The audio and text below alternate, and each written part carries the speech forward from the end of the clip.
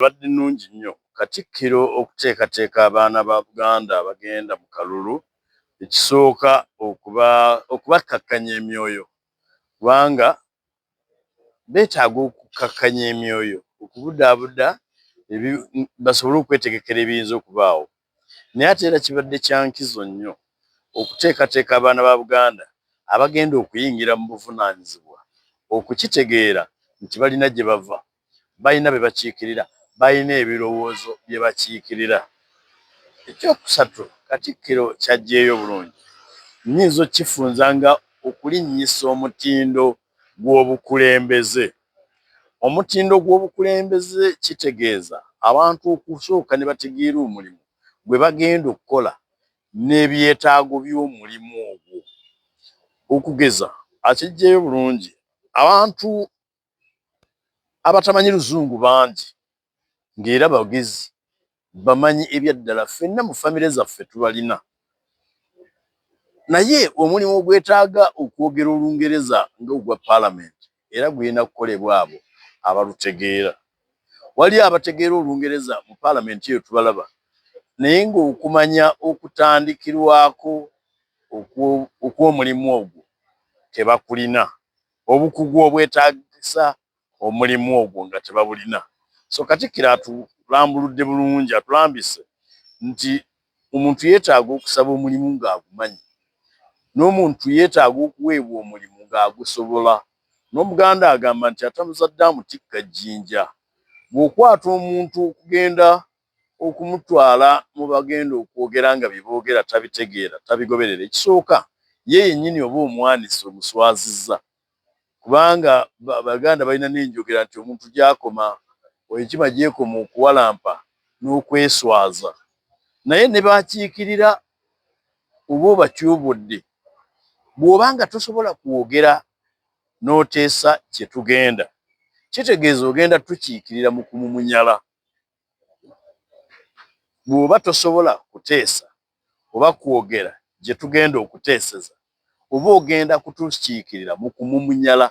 Okumumunyala kye kigambo ky'Oluganda ekitegeeza okusirika okuyitiridde ate okuteetaagisa. Eri abo abatakimanyi, mu Luzungu kiri descriptive, kinnyonnyola, tekivuma ng'abamu bwe balowooza.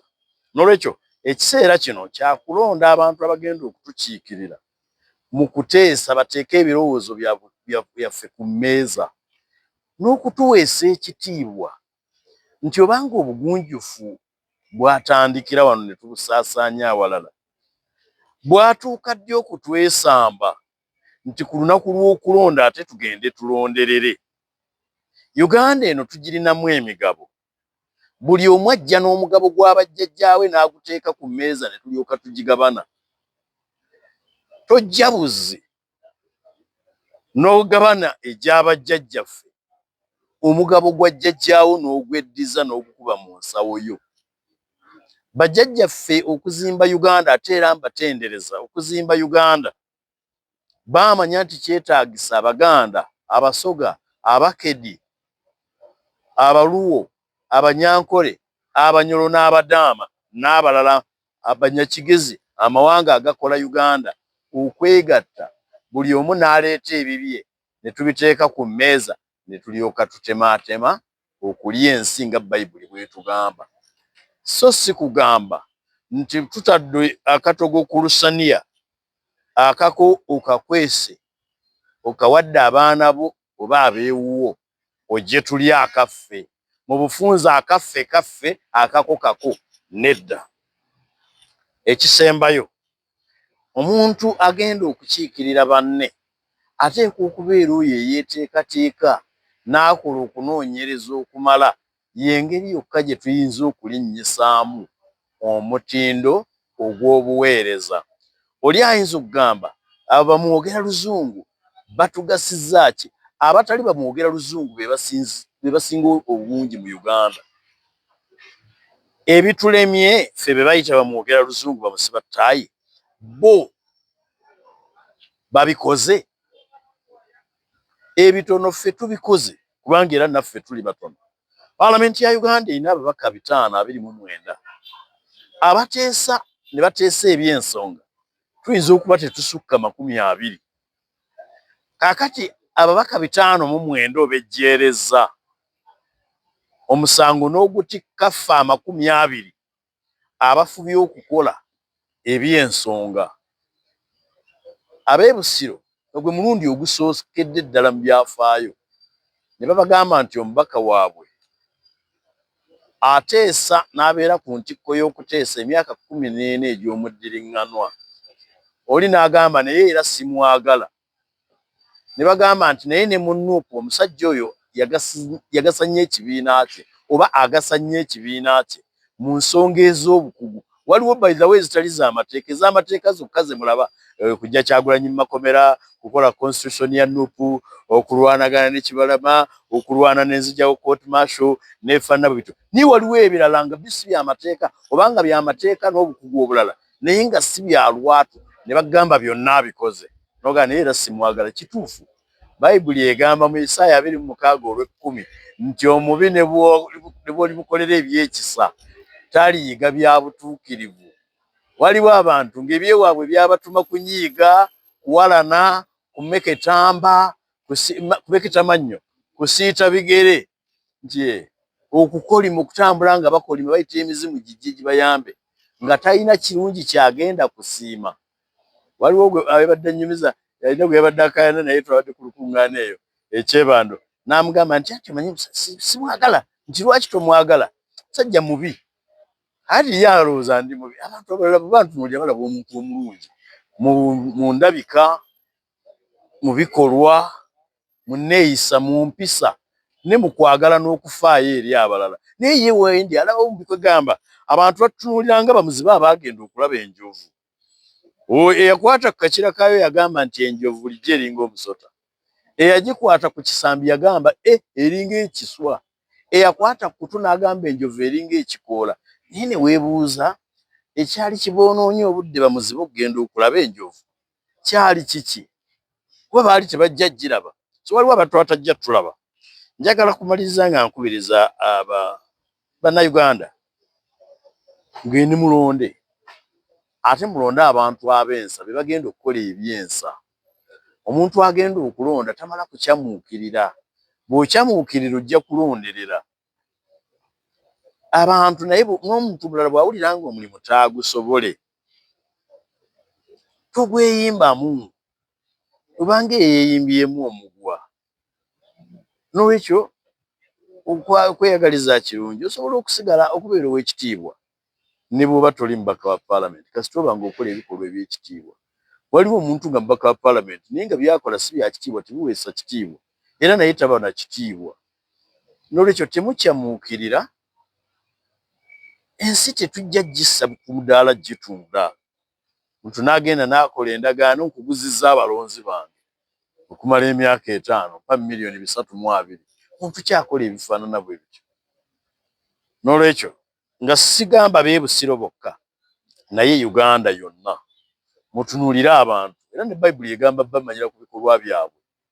Omuntu nga ye awulira nti kasita ayambala akakofiira wa Nuupu okusinga abakola Nuupu, okusinga abafiirira Nuupu, temubikola.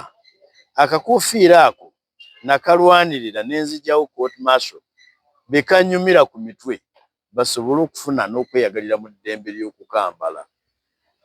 Ffe abalina emitwe nga tekanyumirako naffe mutugumiikirize tukambalire mu mwoyo. Ekisembayo abamu ku bavubuka baffe balowooza nti bajja kukemebwa okulwanagana n'ab'ebyokwerinda. Mukikkirize nti abantu bano babi.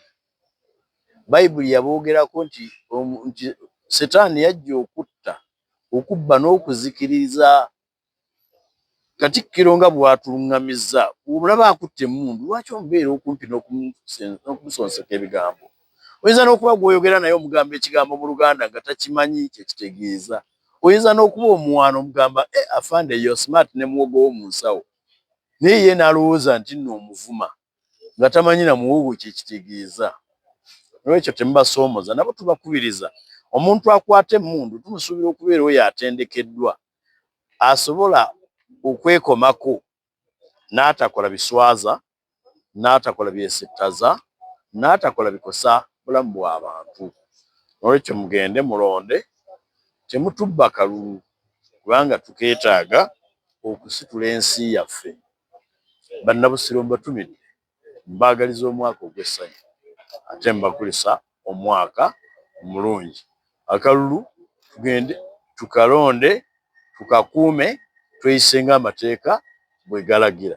Mukama abakuume. Gamatiya n'amuguza mbu abalonzi 320,000 era agenda kumuwagira akubiriza abawagizi be bonna bawagire oli. Ebintu byewuunyisa. Twabagamba nga twajja n'eŋŋombe egamba nti Busiro tetundwa. Mu kiseera ekyo tulina gwe twali tutunuulidde amanyiddwa ennyo mu by'okunyaga ebibanja, nga tetumanyi nti ate ayagala okutunda Busiro atuli kumpi wano. Endagaano n'agikola mu buwandiike, bagenda ne wa looya n'amugamba ajja muwa 320,000. You can imagine how cheap. Kati bw'obanga osobola okugitunda nga ne mu kalulu toliimu, olwo n'omala okeetabamu akabenje ne kagwa n'owangula, togitwala n'ogiguza omukadde w'entebe. Omusajja namutidde, naye twabagamba nga banne Busiro tetundwa, waliwo abaagala ogitunda. Omusajja n'agenda n'agikolera n'endagaano. Kiswaza. Naye kale ensi bw'etyo.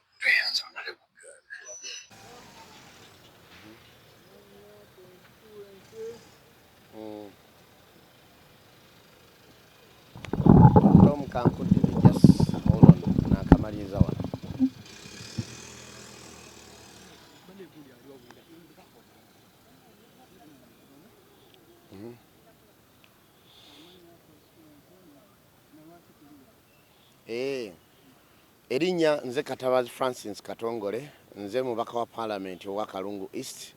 Twebaza nnyo Katikkiro olw'okutuyita ffe abeesimbyewo nga tetuyina bibiina okujja embuga okulaba nga naffe twogeramuko naye ate n'okutuwa omukisa.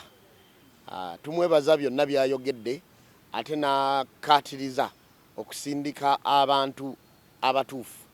Ekyamazima tukoze bulungi kubanga buli anaagoberera okulambika kwa Katikkiro kati nga we Kalungu East nsuubira nga ajja kulonda Katabazi Francis Katongole kubanga ebintu byayogedde byonna n'ebisaanyizo byonna abirina ye Katabazi Francis Katongole.